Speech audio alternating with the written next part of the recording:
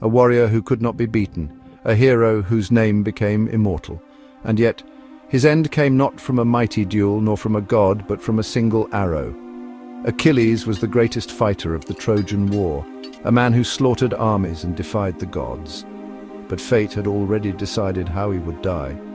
This is the story of Achilles' final battle, the arrow that struck his only weakness and the prophecy that doomed him from birth.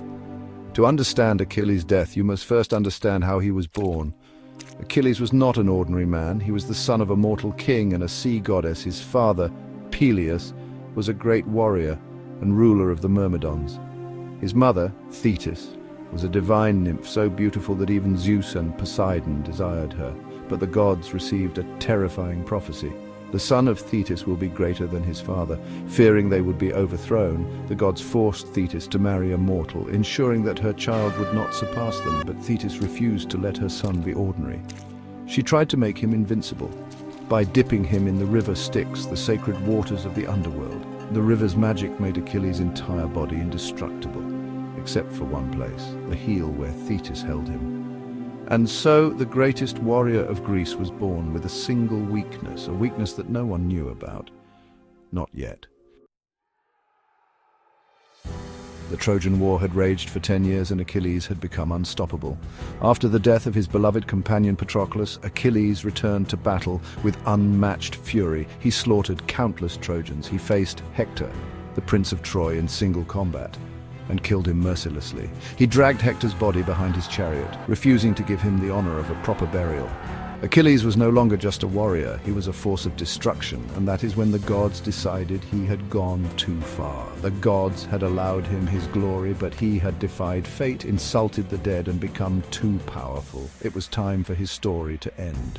Troy was on the verge of collapse. With Hector dead, the Trojans were leaderless and Achilles was unstoppable on the battlefield, but fate would not let him leave Troy alive.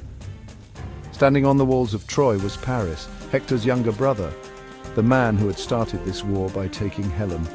Paris was no warrior, he was no match for Achilles in combat, but he didn't need to be, because as Achilles charged toward the city, Paris stood atop the walls, bow in hand, and beside him Apollo, the god of archery. Some say Paris fired the arrow alone, but others believed that Apollo guided it, ensuring it would strike the one place Achilles was vulnerable.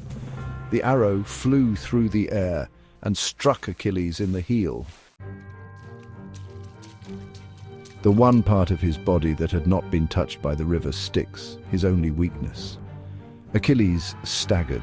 He had taken 1,000 blows before, but this was different. The greatest warrior of the Trojan War had been brought down by a single arrow. The moment the arrow struck, Achilles knew. He had always chosen glory over a long life, and now the fates had come to claim their prize. His strength faded and he collapsed onto the battlefield. The mighty Achilles, who had slaughtered so many, who had stood against gods and kings alike, who had made even Zeus himself take notice, lay dying in the dust. His men rushed to his side. His closest warriors, the Myrmidons, gathered around him, helpless. Some myths say he tried to fight, crawling toward his enemies, refusing to accept his fate. Others say he simply lay still, knowing that this was how it was always meant to be. But either way, Achilles, the greatest warrior of his time, was dead, and with him the fate of Troy was sealed. With Achilles gone, the Greeks mourned their greatest warrior. His body was taken to be honored with a grand funeral, and some say his ashes were placed alongside Patroclus, his dearest companion. His armor, the divine armor forged by Hephaestus, was fought over by the Greeks, a symbol of his unmatched greatness. And his death? It became one of the most legendary moments in Greek mythology. But Achilles' story did not end there. Some myths say that after death, Achilles' spirit was taken to the Isle of the Blessed, a paradise where the greatest warriors lived forever.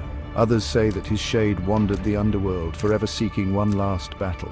And though his body was gone, his name would never die. Because Achilles had fulfilled his destiny, he had chosen glory over life, and even today, thousands of years later, his legend still stands. A warrior born for greatness, a prophecy fulfilled, and a death that made his name immortal. Achilles was unstoppable, but in the end, fate always wins, and yet his story remains. He did not live forever, but his legend will never fade. Want to hear what happened after Achilles' death, the fall of Troy, the fate of the Greeks? Like and subscribe for more mythological legends and mysteries.